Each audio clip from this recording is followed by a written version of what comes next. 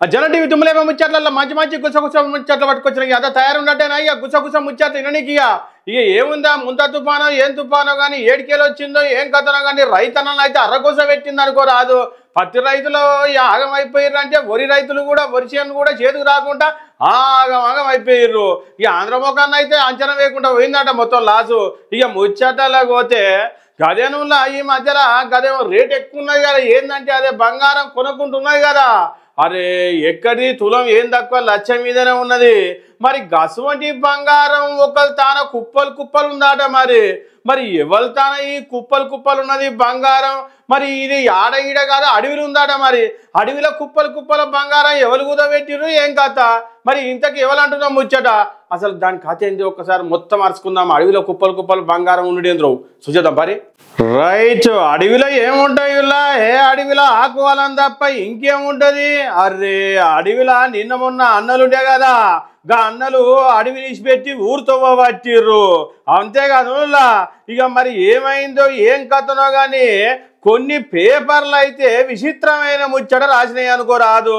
మరి ఏం చిత్రం అది ఏం కథ అంటే ఎక్కడిది పో ఏం తక్కువ 400 కిలోల బంగారం అడవిల నాట మావోయిస్టులు డంపులు చేసి కుప్పలు ఇటుక పిల్లల లెక్క పెట్టి మరి అడవిలో పొక్క తీసి పెట్టిరాట. ఒర్రి ఇదెక్కడి చిత్రము ఏం కథ. మరి గింతగానం 400 కిలోల బంగారం వాళ్ళ తాను ఉంటే వాళ్ళు బయటకు వచ్చి కిలకిల పట్టుకొచ్చుకొని మంచిగానే ఎంజాయ్ చేస్తారు కదా. మరి గిట్లెందుకు రాయొచ్చు పేపర్ వాళ్ళు.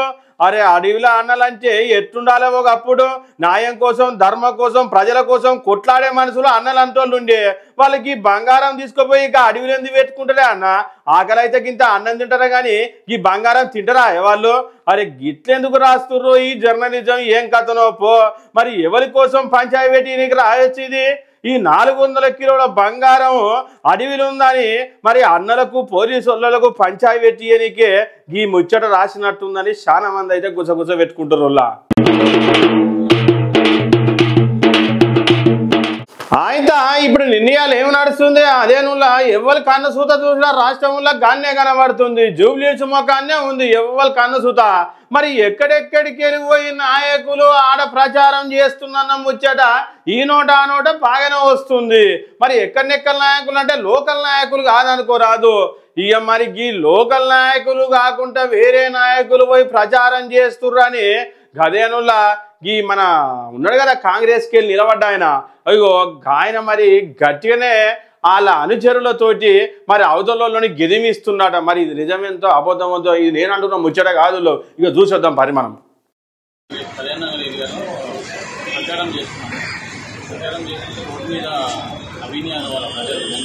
ఏ పార్టీ తరఫున ప్రచారం చేస్తున్నారు?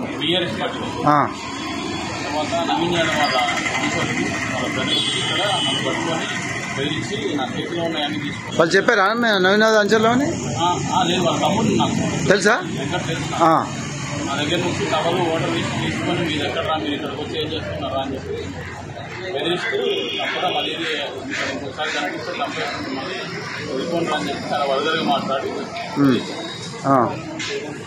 సంజయ్ ద్వారా మీకేం పని రా ఇక్కడ మీరు ఎక్కడి నుంచి వచ్చారా ఇక్కడ ఇంకొకసారి కనిపిస్తే కంప్లైంట్ మిమ్మల్ని ఏరియాలో కనిపిస్తుందని చెప్పి. మీరు ఎంతమంది ఉన్నారు? మేము ఇద్దరం ఉన్నాం. వాళ్ళు ఎంతమంది ఉన్నారు? వాళ్ళు ఒక 10-15 మెంబర్స్ మా పేపర్లు వాళ్ళు ప్రచారానికి లేక మళ్ళీ టవల్ దగ్గర ఉన్న జేబులో పెన్ను అవన్నీ అక్కడ చూసినావా పిల్లగాడు ఏం చెప్తుండో. మితిమీరిపోతున్నాయట నవీన్ యాదవ్ అనుచరుల ఆగడాలు. వెంగళరావు నగర్ డివిజన్ కళ్యాణ్ నగర్ కాలనీలో ప్రచారం చేస్తున్న బీఆర్ఎస్ కార్యకర్తల మీద నవీన్ యాదవ్ సోదరుడు వెంకట్ యాదవ్ బూతులు ఇష్టం వచ్చినట్టు తిట్టి ప్రచార సామగ్రి అంతా దౌర్జంగా తీసుకుపోయి ఆయనతో ఆగమాగం చేసిందని ఇగో ఈ పొలగాడైతే మరి చెప్తున్నాడు. మరి ఇంతకీ ఇది నిజమేనా కాదా. మరి ఉత్తుతగానే బీఆర్ఎస్ వాళ్ళు ప్రచారం కోసం గిట్ట చెప్పుకొని ఓట్లు దండుకోవాలని చూస్తుర్రా ఓ పోలీస్ సార్లు. మరి ఆడ ఆయనతో అవుటర్స్ ఎవరన్నా ఉంటే ఆయనతో బయటకు వెళ్ళగొట్టరా సారు. మరి ఆయనతో లోకల్ నాయకులు వాళ్ళు చూసుకుంటారు కదా. ఎక్కడెక్కడికి వెళ్ళి రాష్ట్రంలో నాయకులు ఉన్న అంత పోయి జూబ్లీస్ కాన్నే పెట్టినట్టు కనబడుతుందని చాలా మంది అయితే గుసగుస పెట్టుకుంటుర్రు. ఇంతకీ ఇది బీఆర్ఎస్ పార్టీలోనే ఉందా ఇసొంటి లొల్లి? ఆయనతో కాంగ్రెస్ పార్టీలో కూడా గిట్లా నడుస్తుందా? అయితే బీజేపీ పార్టీలో అయితే సప్పు లేదు సరిలేదు. చూడాలి మరి 2 రోజులు అయితే జూబ్లీస్ ముచ్చట. అయితే డాక్టర్ సార్ అంటే ఎవరితోటి సమానం, దేవుడితోటి సమానం వల్ల. అంతేకాదు డాక్టరు ఎంత పెద్ద రోగాన్నైనా మా నయం చేసి నిమ్మలంగా ఇంటికి పంపిస్తుంటాడు రోగులను. మరి గసొంటి డాక్టర్ ఎంత పని చేసిందంటే అబ్బా ఇది మామూలు ముచ్చట కాదే కాదనుకోరాదు. ఆయన బతుకుండగానే తీసుకుపోయి అలా పడేసిరాట. మరి ఏడ పడేసిర్రు ఏం కథ, మరి బతుకుండగానే గట్టెట్ట చేసిర్రు, మరి ఆ బంధువులు ఎటు పోయిర్రు ఏం కథ, అసలు ఈ ముచ్చట ఎట్లా బయటకు వచ్చింది, అసలు ఏం కథ దీన్ని మొత్తం మర్చుకుందాం పరి. అరే ఏమి ముచ్చట ఏం కథ, ఇది ఏమే వారం, డాక్టర్లు ఎట్లా చూస్తుర్రు ఏం కథ. ఒక రోగిని బతుకుండగానే తీసుకుపోయి ఆయనతో రాత్రంతా మార్చిలో పడేసిర్రాట. చిన్నగూడూరు మండలం జయ్యారం గ్రామానికి చెందిన వెల్దిరాజు కిడ్నీ సంబంధిత వ్యాధితోటి బాధపడుతుంతోటి మానుకోట ప్రభుత్వ ఆసుపత్రికి చికిత్స కోసం తీసుకొచ్చిరాట. అయితే అతని దగ్గర ఆధార్ కార్డు లేకపోవడంతో ఆసుపత్రి సిబ్బంది అడ్మిట్ చేసుకోలేట అనుకోరాదు. ఇక ఇంతలోనే ఇక రోగికి ఏమైంది ఏమో హాస్పిటల్లో ఉండే స్పృహ కోల్పోయినట. ఇక ఆయనతో ఏముంది అయిపోయింది చచ్చిపోయింది అనుకొని ఆసుపత్రి సిబ్బంది గుర్తు తెలియని వ్యక్తి అనుకొని భావించి రాత్రి మార్చూరి గదిలో స్ట్రెచ్చర్ మీద భద్రపరిచి ఆ గదికి తాళం వేసి పెట్టిరట. అబ్బా ఇది ఏం వచ్చట ఏం కథ రా. గురువారం తెల్లవారుజామున గదిని శుభ్రం చేద్దామని వెళ్ళిన స్లీపర్కు బాధిత రోగి ఏడుస్తూ కనపడంతో ఒక్కసారిగా భయభ్రాంతులకు గురైందట. వెంటనే అధికారులకు చెప్పి పోలీసులకు సమాచారం అందించిందట. ఆసుపత్రి సిబ్బంది బాధిత రోగిని మార్చి నుంచి బయటికి తీసుకొచ్చిర్రు. రికార్డులు నమోదు చేసిన ఏఎంసీలోనే అడ్మిట్ చేసిరట. ఇక గిసువంటి పని ఏం ముచ్చట ఏం కథ.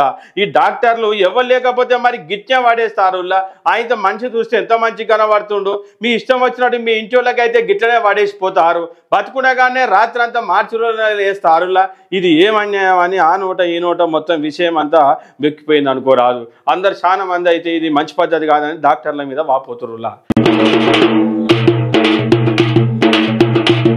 ఇక రాష్ట్రంలో మంత్రివర్గ విస్తరణ ఇయ్యాలనా రేపా అని చాలా మంది ఎదురు చూకుండా కొంతమంది అయితే ఆశావాహకులు నాకే మంత్రి పదవి వస్తుంది నాకే మంత్రి వస్తుంది అని చాలా మంది అనుకున్నారు.